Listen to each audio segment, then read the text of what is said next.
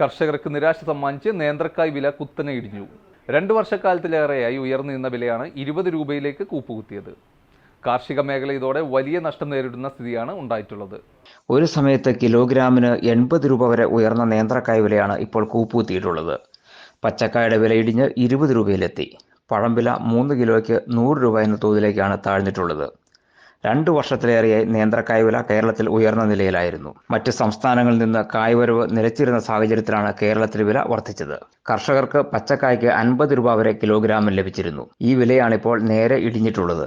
വിലവർധന കണ്ട് കേരളത്തിൽ കൃഷി വ്യാപിപ്പിച്ചതും മറ്റു സംസ്ഥാനങ്ങളിൽ നിന്ന് കായ്വരവ് കൂടിയതുമാണ് വില കുറയാൻ കാരണമായത്. കർഷകർക്ക് ഇത് വലിയ സാമ്പത്തിക നഷ്ടമാണ് വരുത്തിവച്ചിരിക്കുന്നത്. നേരത്തെ ചെയ്ത കൃഷിയുടെ വിളവെടുപ്പ് നടക്കുന്ന സമയത്താണ് വിലയിടിഞ്ഞിട്ടുള്ളത്. വലിയ ചെലവിൽ പാട്ടകൃഷി നടത്തുന്നവരെല്ലാം നഷ്ടം നേരിടുകയാണ്. വിലസ്ഥിരത ഇല്ലെന്നതാണ് ഈ മേഖല നേരിടുന്ന ഏറ്റവും വലിയ പ്രതിസന്ധി. എന്റെ കാഴ്ചയ്ക്ക് ചില ബുദ്ധിമുട്ടുകൾ അനുഭവപ്പെടാൻ തുടങ്ങിയത് ഈയിടെയാ. ആദ്യം ടെൻഷനായി. മകളാ പറഞ്ഞത് അഹല്യയിൽ പോകാൻ. അഹല്യയ്ക്ക് 30 വർഷത്തെ പാരമ്പര്യവും വിശ്വസ്തതയുമുണ്ട്. അഹല്യയിലെ വിദഗ്ധരായ ഡോക്ടർമാരുടെ ചികിത്സ കൊണ്ട് എനിക്ക് എന്റെ കാഴ്ചശക്തി പൂർണ്ണമായും തിരിച്ചു കിട്ടി. ഇപ്പൊ എനിക്ക് ഈസിയായി വായിക്കാം.